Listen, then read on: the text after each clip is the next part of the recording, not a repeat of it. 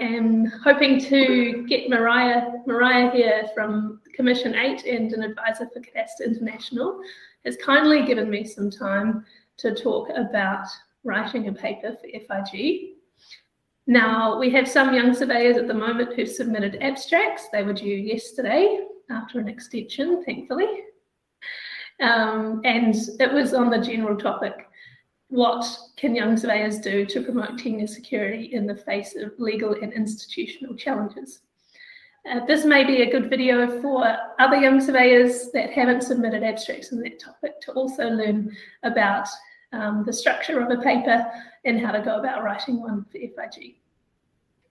Now, Marije, abstracts are in. Now the hard part, where do we start? Well, yeah, the hard part. Well, the hard part starts for me first as chair of Commission 8, and it's equal to all other chairs. We are drafting the technical program for the FIG Working Week or Congress. This year it's a Congress in Poland, in Warsaw. So yeah, we have to, of course, assess and read all the abstracts and see, well, if it's interesting enough to submit a paper, to invite you to submit a paper, and then compile the technical program. So yeah, you have done already the abstracts, and actually normally you start with writing your paper, and then I was taught, and I see it happening a lot of times, you just copy 10 sentences from your paper and that will make your abstract. But yeah, now unfortunately for you, you have to do it the other way around. But yeah, I have read a lot of abstracts, and first to start with that one, it's always nice to keep it short but precise, telling what you're going to do or what you're going to write about in your paper, because you have not finalized it yet. So then we have a clue what you're going to talk about at the FIG conference. But yeah, you have done this already. So I will have a look at it most likely one of the upcoming weeks. But yeah, now assuming that your abstract will be accepted, then you're invited to submit a paper. Yeah, and where do you start? Well, I have just summed up some general tips. What helped me a lot when writing papers, because if you do it for the first time, it's always very difficult. You don't know where to start.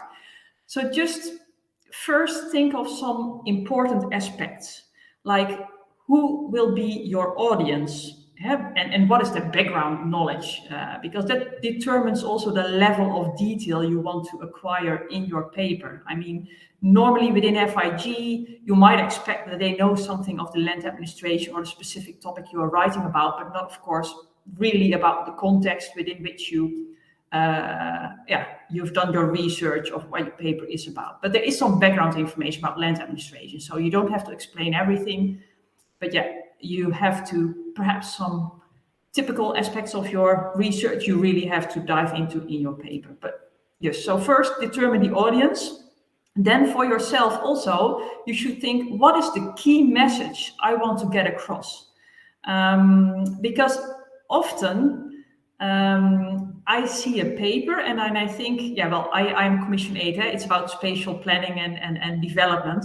So, and often GIS is also used in spatial planning. But then I struggle reading the paper. Do you want to highlight the GIS analysis and the techniques? Or is it about the topic of the planning, the spatial planning? So yeah, keep the reader in mind with determining your key message. Is it about spatial planning and really the content of spatial planning? Or is it about GIS analysis in this example? But it depends a little bit of your paper and the topic you have chosen. So, well, to summarize, you can either highlight the methodology you have applied, or you can highlight the results of your research or the topic, well, you want to write about. Well, so who's your audience? What's your key message? And then the third one, the type of paper, because you have different types of paper. You have really like the research or scientific paper, where you really have conducted research about a topic that you want to present. But you also see papers that are more practical oriented. So you gained a lot of knowledge in your work, and you want to share this information. And sometimes I think these papers are underrated, because you gain a lot of knowledge when you start working. And perhaps as young surveyor, you're about to start your working career, but still, you will notice that you have a lot of knowledge that is not always written down in a paper. So that could also be a type of paper you're aiming at.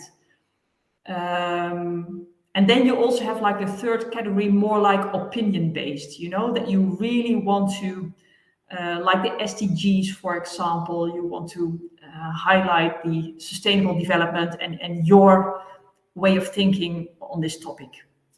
So these are the three types of papers that you see. And within FIG, normally it's more a little bit towards the research scientific, but I think also the practical oriented are very valuable for us as well. So I'm not sure exactly if your paper or abstract is in this field. If you, Claire, perhaps but I think it's more likely to be on the practical and opinion based. Most of our young surveyors, I think, are working full time, so they're not academic. There will be some academic young surveyors. So I think that they will be drawing on their own experiences from their locality. Yeah.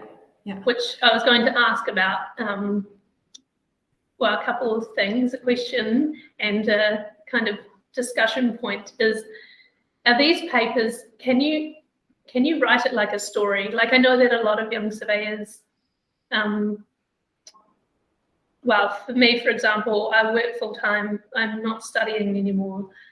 Going back to write a paper a couple of years ago for FIG, I had to relearn how to research, and I wondered if you had any advice for young surveyors who are going back to doing that sort of more traditional research to write a paper that they haven't done since they left university.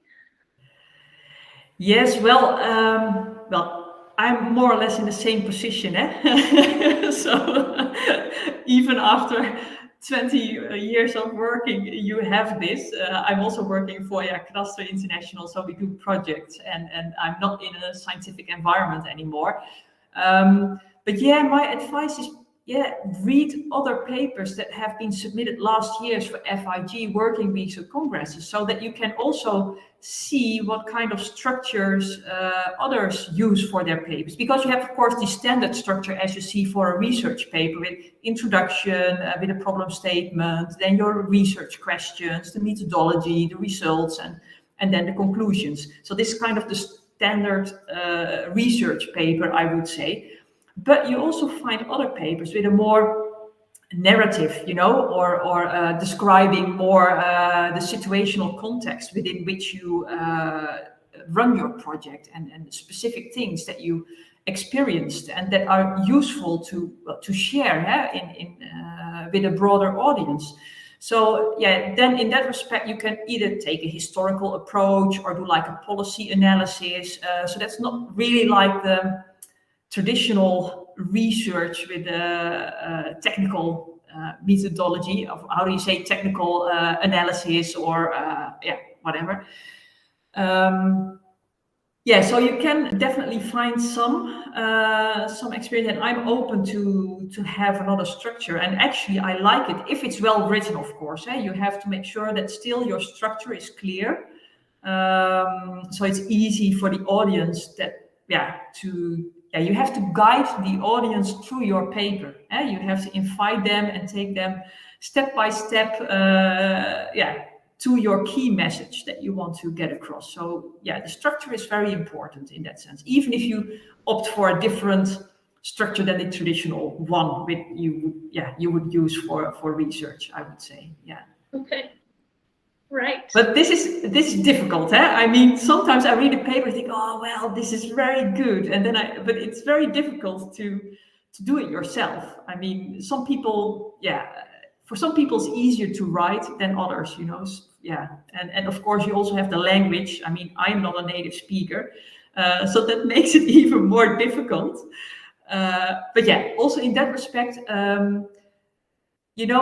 use simple language. And sometimes, yeah, this is recorded, and perhaps this is not for for any further dissemination. But like British speakers or British papers, you know, they use very difficult words compared to American English or Australian English or whatever, or non-native speakers. I call it plain English versus formal English. Yes, yeah, well, yeah, but so that is, yeah, don't feel too embarrassed or something. Just use language, and if you don't know a word for it, just describe it in easy, in one sentence. So then everyone knows what you mean. So that's just my advice, and keep it simple. Also in language, I mean, it can be functional. So for a non-native speaker, don't feel too shy, and yeah, and perhaps if you're not really secure, you can always ask someone else to read your draft. So if they understand it, especially if they're not into the topic, if they understand it, then someone at the FIG conference will also understand it. So, but this is a general advice, but for language, you can also use it just as a cross-check. That's a really good tip. I was actually going to ask about language and how to write in a way that the majority will understand it. And yes, pro plain language over formal language. So. Yeah, I mean, within FIG, I mean, it's not a scientific journal or something, but they normally have their own style. Like each journal has its own style. But like FIG, we are a combination of practitioners, professionals in the private sector, government sector, and also the scientific the academia, so to say. So it's a mixture of different types of papers that we get. And you also have to take care with using like terminology, you know, like, for example, land consolidation. There is every country has its own interpretation of the term. So you think land consolidation, everyone knows what it means, but this is not the case. So then still it pays off perhaps to explain what you mean or give a definition or your understanding of the terminology that you use. So that's always to be on the safe side. And this really depends on traditions. Like land consolidation in Western Europe is understood in the same way. But if I go to socialist countries like Rwanda or Vietnam, they have a slightly different interpretation, or they use land readjustment instead of land consolidation. So yeah, there's no worldwide uniform description of the term. So always be aware of this, you know. We use land assembly in Canada. What do you use? Land assembly. Ah, okay, yeah. And it's different in New Zealand as well. I know that the land portal have a pseudo thesaurus of the different words you can use for the same thing. Yeah. It's the same with expropriation or voluntary purchase, or, well, there's nothing voluntary on the purchase if it's expropriated, but, you know, so you have that kind of, you have huge debates. But I like the land portal, you can use that kind of thesaurus. But this is a recent one. I think it's drafted like 1 year ago, 2 years ago, something. But yeah, you can make use of this, of course. But you can also look in other papers within the FIG. You can find them online from previous working weeks. So then you normally, if you read a few papers in your topic, then you know what the standard terminology is.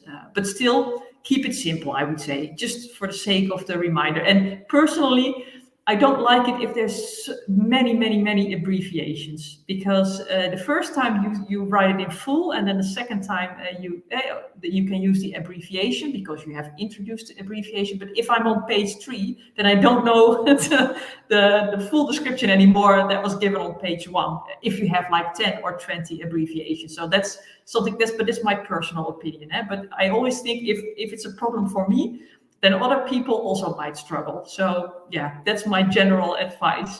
That's a good point. I wonder about that when I write. You got to think who's reading it and are they going to retain that knowledge from that first page or not. Just one last question from my side of things. I was wondering, when it comes to, I know we've kind of done it backwards by writing the abstract first, but when it comes to planning out writing the paper itself, what timeframes do you think the young surveyors could work to in terms of getting a draft, getting the structure of the draft, and then the final done? Yes, this really depends on your writing skills and experience also. What I always do, I first start with the kind of backbone of the structure of the paper. So with the introduction, and then instead of like a general introduction, I try to make a small sentence, a title, and the title of the section should capture the content of the section. So that's where I start with, based on what I told you before, with what's your key message, what's your audience, etc. Because that the type of paper that determines the structure as well. So I first make a backbone before I start writing. Yes, and then often I start writing with the easiest part, to be honest. So this is not always the introduction. So you start with your methodology or describing the situational context, or what's easiest for you, or perhaps with your key message. If you have finished already, start with your key message and then work backwards. But yeah, first start with the overall backbone and then start filling it in. And I think you just you start writing what's most suitable for you, or what works well for you. And then, of course, you have to check for consistency in the end. So use, for example, the same terminology. Don't try to vary. If you use land consolidation, it's always land consolidation, and you don't use land assembly or land readjustment, because that might be confusing for the reader. So check consistency, and normally the time that it will take you to write a paper, it depends how well you are embraced or embedded in the topic. I mean, if you're working on a day-to-day basis on it and you have a very clear view, normally I write it in 1 or 2 days, and then it's done, because I simply don't have more time. But what helps me is that if I have a first draft, then let it rest for like a week or 2 weeks or something. Start doing other things. And then after 2 weeks, pick it up again, and then read it again, and then finalize it. Because then you have a fresh idea, a fresh view on what you have written before. And then you also know it's like, okay, this is still a little bit unclear, or this needs a little bit more elaboration, or that kind of thing. So, and then you can finalize it. And what I said, if you're not really sure, you can always ask someone else, one of the other young surveyors, for example, for a peer review, an informal peer review. It's not just to hear their opinion, if it's clear or not, or what they expected, if they expect a little bit more, a little bit more this, a little bit more of that, So Great answer. I said that was the last question, but I just thought of another one. Sorry. No problem. The template that FIG requires you to use, is that set in stone? You have to follow that template? Well, I think the template is just for the typography and the layout. So it's not, it does not determine the structure of your paper, for example. Mm-hmm. Of course, but you have to use it for the FIG Congress or working week, because then we have a uniform layout of all the papers, and they also add later on like the specific title of the working week in the footnote. So that's something the back office does in the FIG office in Copenhagen. So you deliver like a plain paper in the template, and then they will make sure it will fit on the website. So that's why we do have a template. But to be honest, I always struggle with the captions, with the layout of the captions.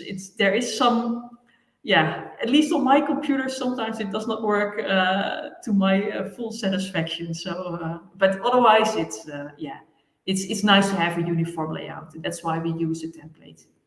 That's good to know the reasoning. It's also really good to hear that you struggle with some of the things that I've struggled with in the past with writing papers. I didn't have any more questions. Thank you so much for your time.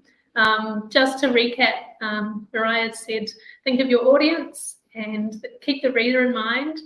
The key message should be very clear based on your commission. Is it technical or is it about, the methodology? The type of paper you want to consider, if it's practical, academic, research-based or opinion-based. And then when it comes to your structure, start with the bones and then work through the easiest thing first. I really liked the tip on writing a draft and then letting it sit for a couple of weeks and coming back to it. I think that allows your brain to do a lot of the work for you. To digest. Yeah. And then as well, the formal English versus informal English writing style, I think that's a really important message. Explain the word if you're not sure of the use of it. And timing-wise, it takes everyone a different length of time. I'm impressed you can do it in 2 days. I probably take a few weeks because I do it in the weekends or in between time. But it certainly takes longer than you think. So start as soon as you can. And then the peer review, with informal peer review, is a good idea. I think we'll try and set that up. And finally, the template is important to use. So please find that on fig.net. I think it's under call for papers or under the conference page. Yeah, I think I'm not. It's on the website, on the events website. So go to fig.net / and then FIG Congress 2022, something like that. And then you find it's either on the important dates or the call for papers. I think it's the important dates or important information for authors. So definitely you can find it there. And there's a link where you can download the template. And yeah, perhaps one last final remark, because sometimes I see there's also a formal peer review track, but this is for the high quality papers that really undergo a formal peer review by scientists. So we have a pool of reviewers. And this is separate from the track where you have the normal papers, I would say. And that is what we discussed today. So good point. Okay, thank you so much. Yes, thank you for the opportunity. I like it very much. And if they have any questions, well, please feel free to contact me or share it through the Young Surveyors Network. I will do. Yes, thank you.